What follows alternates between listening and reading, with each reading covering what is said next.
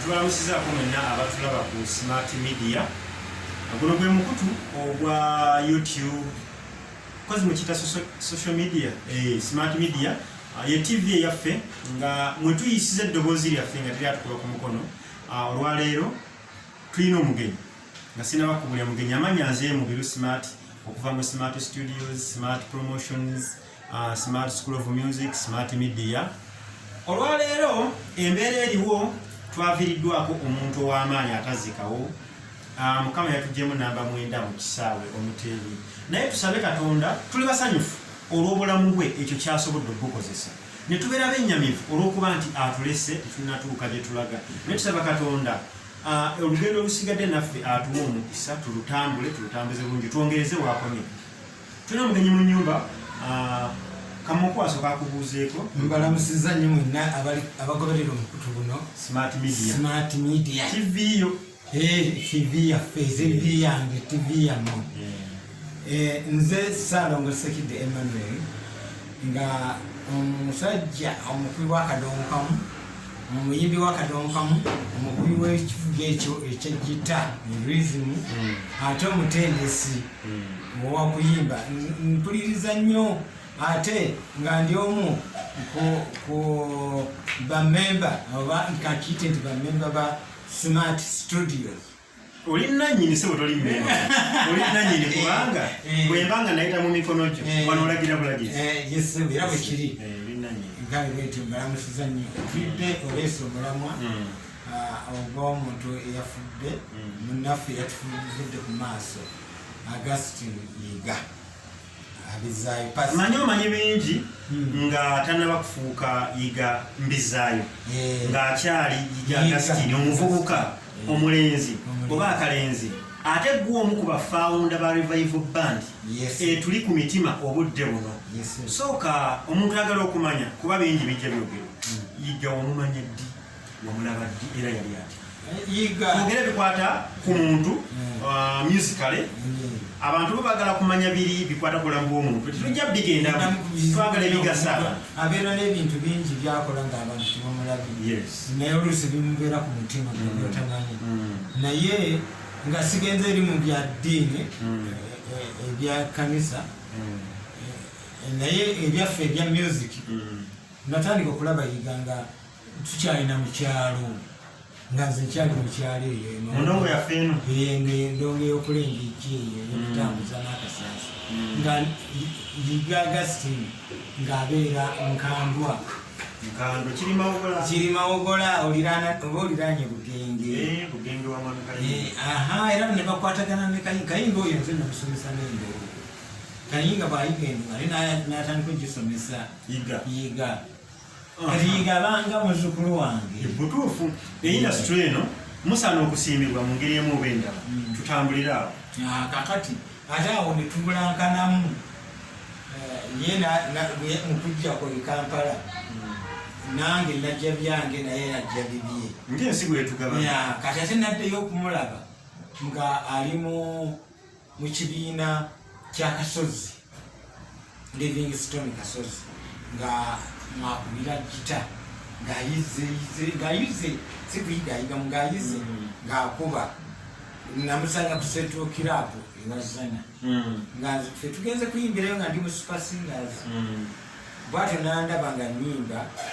najja nanfuwa nenjukira naye ndi ono Yiga ng'owalabedde mu kyalo Nkandwa. Nkandwa naye ng'azaalibwa mu bitundu by'Ekiryamenveeri era waabwe owatera Bukomansimbi Kassebwera Kirembe n'ogenda yobutyo naye nga okukola yakulirawo Nkandwa era yakola church Nkandwa be baali basinga ku church eyo ne Kawaala. Bondaba yali secretary we Jeni yali w'Enkandwa abo babundi bangi abamuweerezaawo. Kale weyandaba nandaba nga nnyimba olimba Nannyonjo. Nnyonjo luyita Nnyonjo olw'omuwera buli kyoyina lwadda ye n'alusiima nnyo okusingana era luno lwe mwemanyi nti luno ebijja ye yali talwagala ng'alabanga ozukusa emizimu n'agamba nti luli lwe luyimba kati awo we tutambula n'atandika church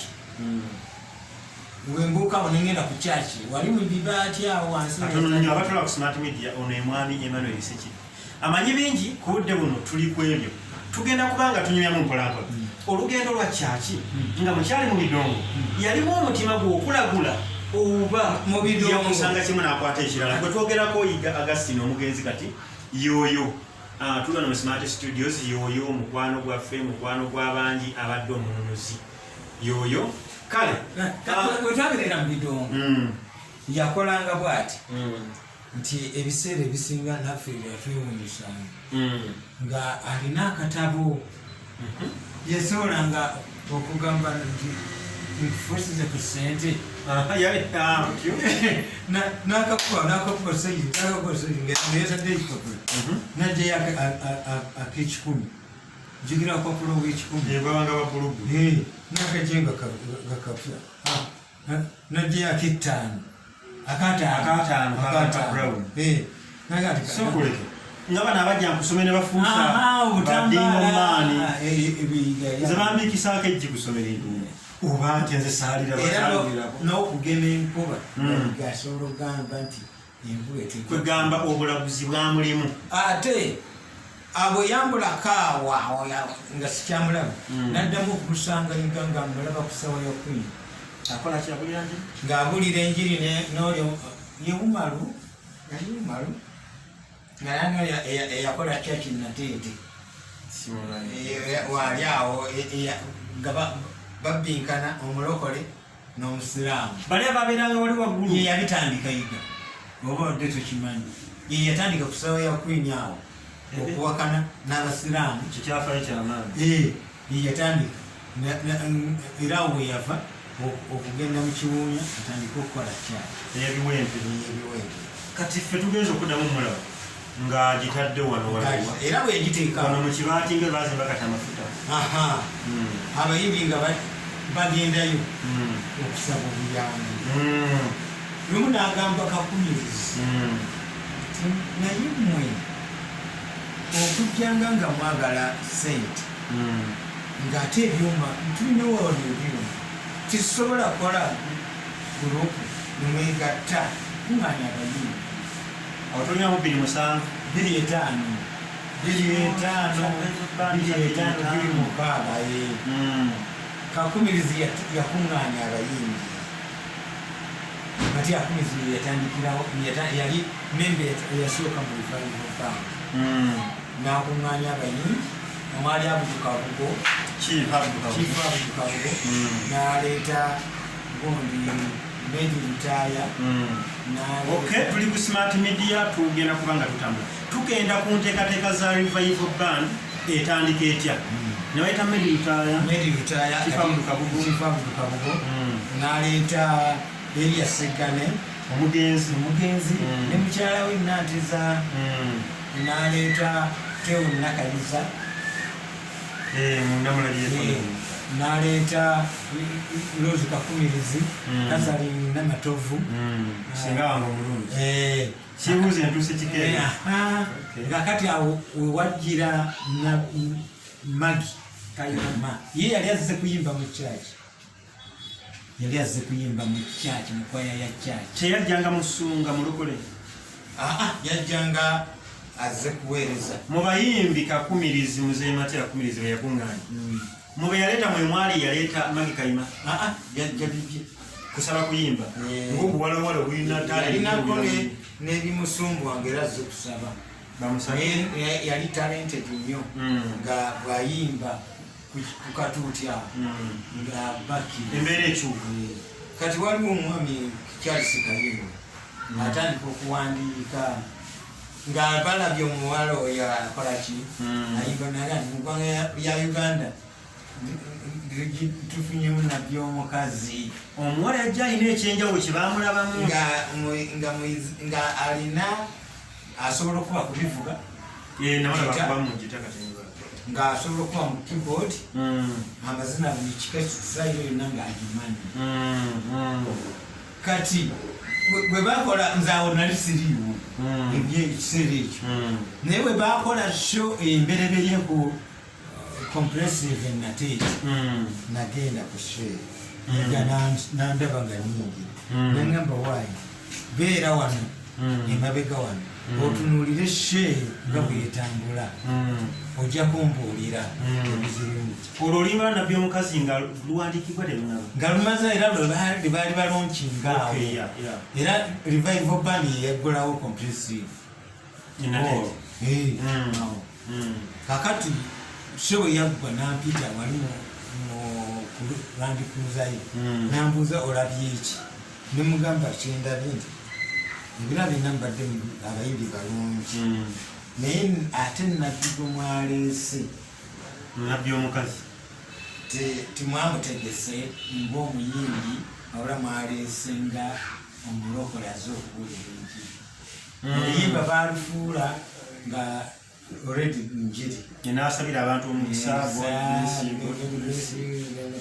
naga kati enkya jangu ekawaala ku kyali otwegatteko tusobole okutereza ebintu ebyenkera olwokyakyerwa mu kibaati ez'oluvannyuma natuuka ekawaala nanyanjula nagamba ono agenda kubeera kukakiiko kano akateesiteesi akategeka namulabiremu omugaso ate alina nolimba lwensinga okwagala era naga nti waliwo omuwala bamuyitamu Nakisaga naga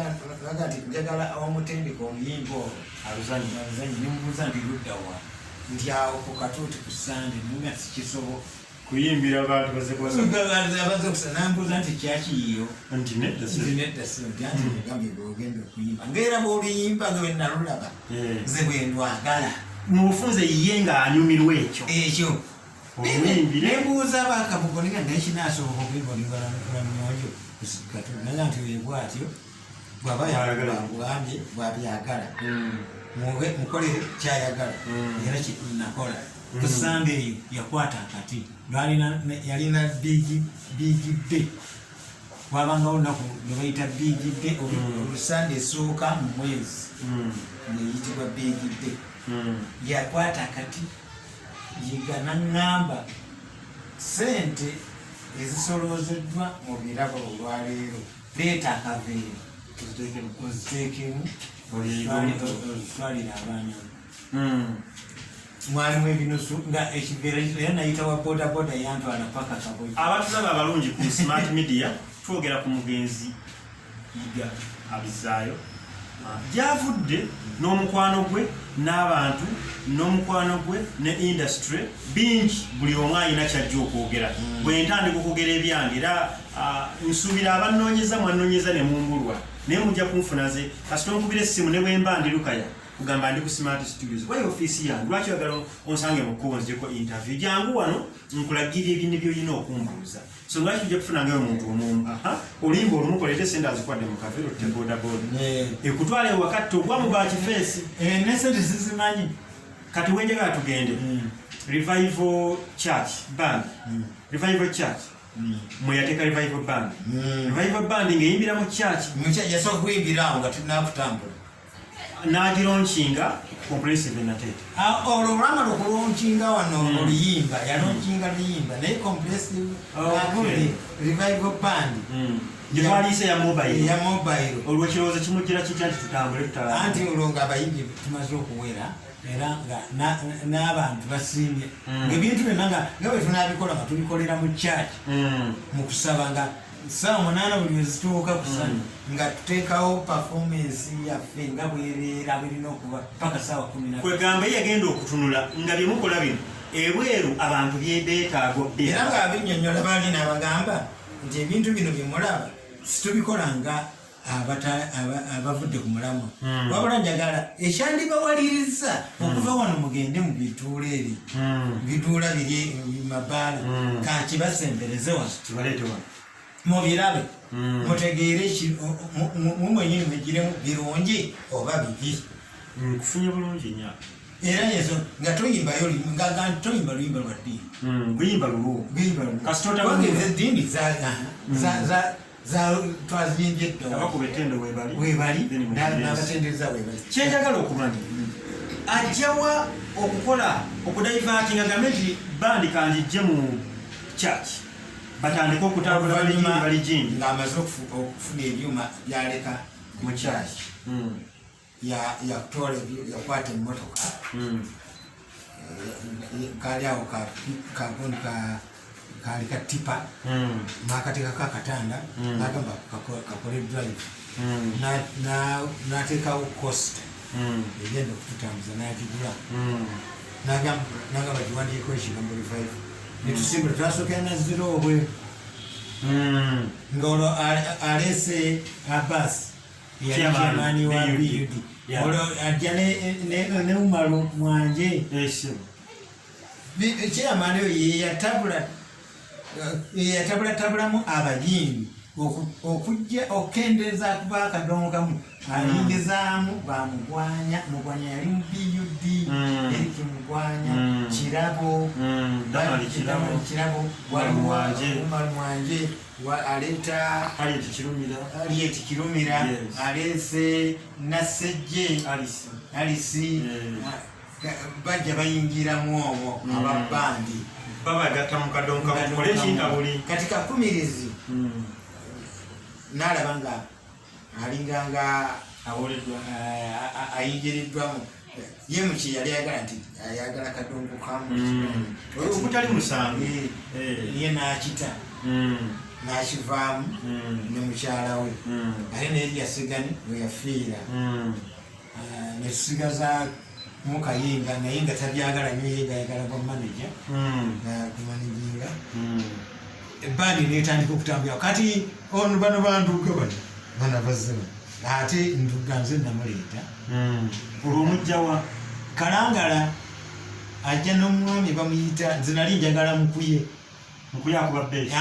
twali ye mukuye gyali bakuba endongo waffe nava musome nga tubuliddwa nga Jamiru Kabuye nga yaliwo ng'akuba akiyala kyakuba soleri kyokka nga kyaki bwe tugenda okugenda